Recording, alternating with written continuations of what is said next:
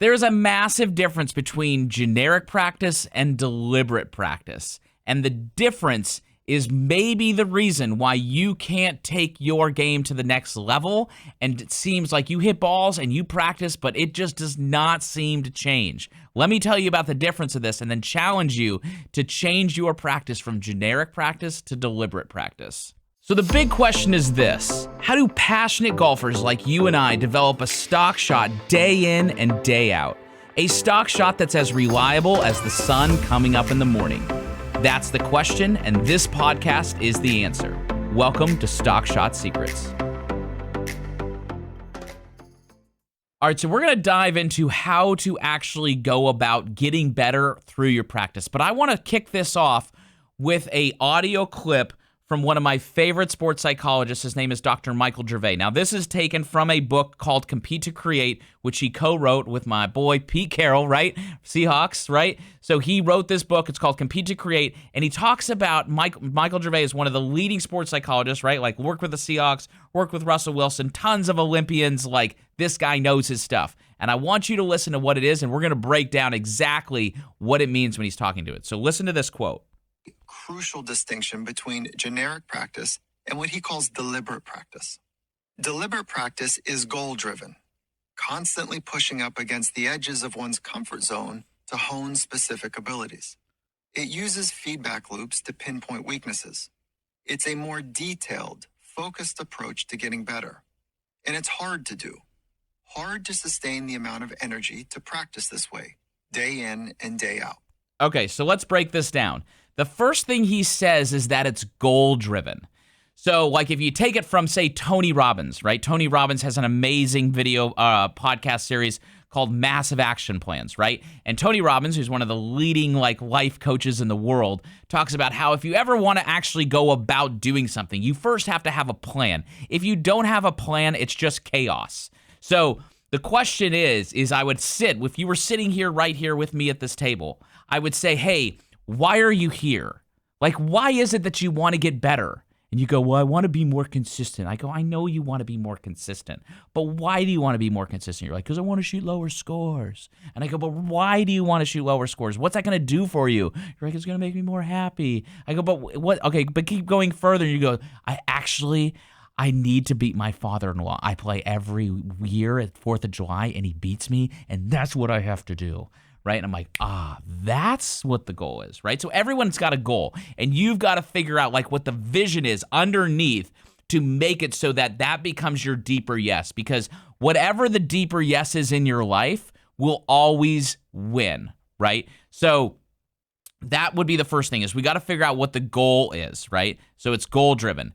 The second thing, and this is why you can hear why I'm so psycho about this stuff, is he says it uses feedback loops to pinpoint weakness. Now, this is not a new concept. So if you go back to, let's say, you learning how to drive your car, what did all people in America do when they learned to drive their car? Well, they went to driver's ed. And when they went to driver's ed, the car would go into a parking lot like they do here at the high schools here in Columbus, Ohio. They would set up cones, and then the cones pinpoint the weakness as to what they do wrong. If you knock over a cone, you fail, right? So if they were just doing it by like, I'm going to do this because it feels good. It's like, that's not how you drive. We need to make it to where you're pinpointing weakness. If you learn how to write, right? There's traces. You have to trace the dots that are on the page so that you can write the A, B, C's, right? If you trace outside the dots, they go, that's not a letter. You think it's a letter. It feels good, but it's not actually a letter. You have to create feedback loops so that when you're practicing, you can actually tell whether or not you're doing it correctly. And that was the problem. Like, I was just like you in the fact that at one time, unfortunately, right? Like, I would get lessons with coaches and they would tell me things like, you know, whatever it was, right? Like, change your club face at the top, or like, make your wrist more flat, or swing out to right field, or whatever it is. And I would get a lesson and then I would leave and I would go practice the next day and I go, I think I'm doing it, but the golf ball sucks. My swing looks terrible. It doesn't look any better. So I don't know if I'm doing it. And that's the whole point of feedback. when you practice, it tells you whether or not you're doing it right. So the feedback practice is the answer key to the problems. If my son comes home this weekend with math homework, he's going to do all the math homework. And it doesn't matter whether he thinks he got the answer right or not. What's going to tell us if he got the answer right? 1, a calculator, or 2, the answer sheet. The answer sheet and the calculator is the feedback to tell him to pinpoint the weakness of whether or not he did the math correct. If he says it feels good, it doesn't matter, Adler, if it feels good. It matters the objective, answer of what is 10 plus 10. It's 20. If it feels like 19, that's the wrong answer.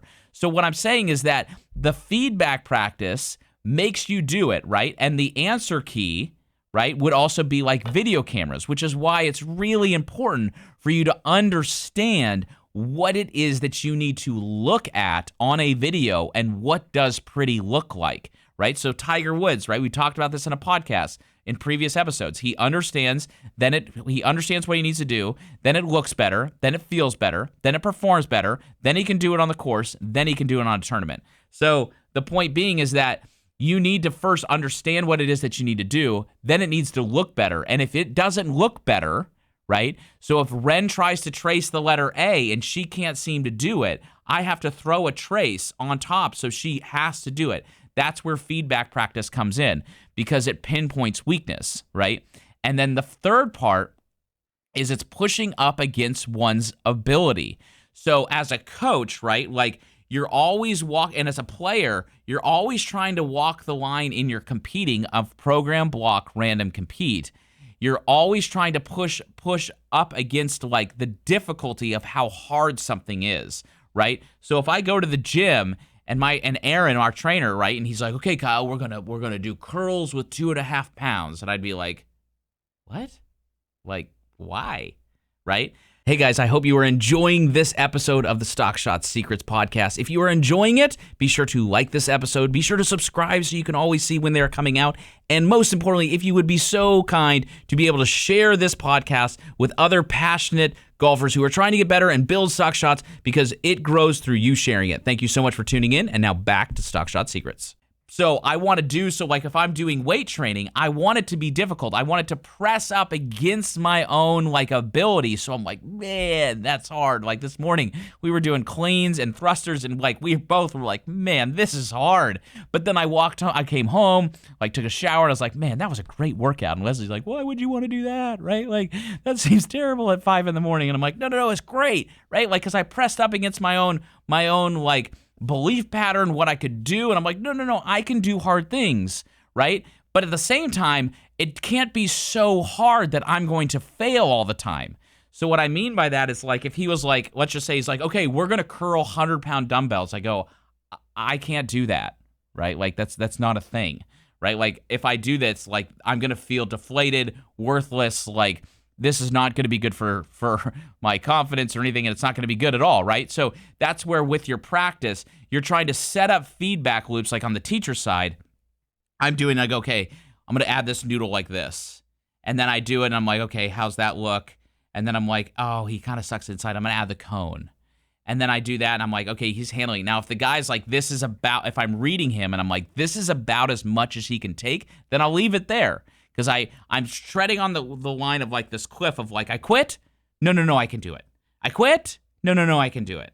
Right? But if I do it so far and it's so much that the guy's like, this is too much. I cannot do this.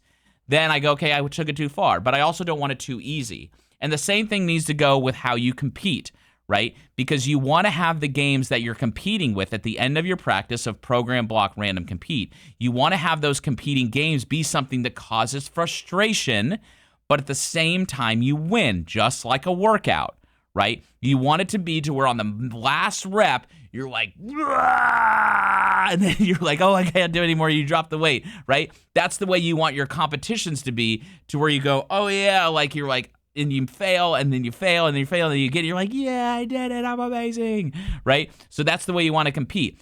And at the end of this, you can say it's hard. It's hard to do and maintain that level of focus day in and day out. And that's where you hear me say that everyone wants to be great until it's time to be great, and then no one wants to do what's required.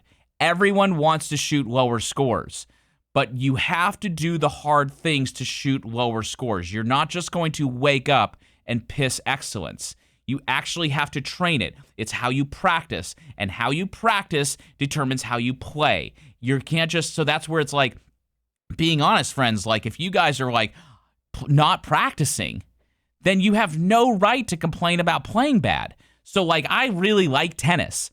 I haven't played tennis in 4 weeks, right? And I just started playing tennis a couple months ago.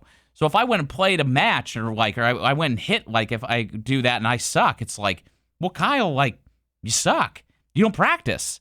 Like, there's no one to get mad at other than just the schedule of lack of time that I have to go hit tennis balls, right? Like, it is what it is. But I can't be upset about that, right? That's not fair. Now, if I was practicing a lot and then like not getting the fruit of my labor out, then you can be upset. Then you have a right to be upset and be like, man, I am not getting this. You got to reevaluate like what's happening. Do I need to switch something up? Do I need to change how I'm practicing? Am I maximizing my time and ability? Like, what am I doing? But when you walk out of a practice, friends, you guys need to be saying like, man, that was intense and difficult. And for me, right, like when I was playing professional golf and I would practice, I could basically, my brain could handle right around 4.5 to 5.5 hours. That was just me. That doesn't make me a superstar or anything. But I mean, this is like just a practice day of putting, chipping, short game, distance wedges, drivers, irons, everything. And when I got to like 4.5, 5 hours, right, I would be hitting and I'm like, and then I would start to kind of, my ball striking would drop a little bit and I would just be like, man, like I'm smoked. Like I have been grinding and this is like, it's time for me to go home. Right? So practice should be exhausting, and that's where if it's not hard enough and it's not creating enough, it's not pushing you enough, you might not be moving the needle of you getting better fast enough, right? So that's where, like when I kind of make a joke when guys are at the golf room or girls and they're practicing and they got all the noodles and cones and I go, you know what that looks like? That looks like someone who's trying to get better, right? Because like if you hit a cone, I go, that sounds like progress, right? Because you want it to be hard. That's like a dude in the gym who's like, and he's pushing himself. It's the same thing of a person smacking a cone. So if it's smacking the cone or you're smacking the feedback, now if you're doing it every time, that would be like doing the curls of 100 pounds and you go, I just can't do this. But if you're grunting, you go, this is the right weight that I should be doing, but man, it's really difficult. So if you're doing a practice and it's like, okay, like I'm hit the noodle, and then I miss the noodle, and then I miss the noodle, and miss the noodle, but then I hit it. You go, okay, like this blend, this is the right thing. If you're like, man, this is kind of in my way, and this is hard because this is the feedback loop that is pinpointing my weakness, that's okay. That's why it's there.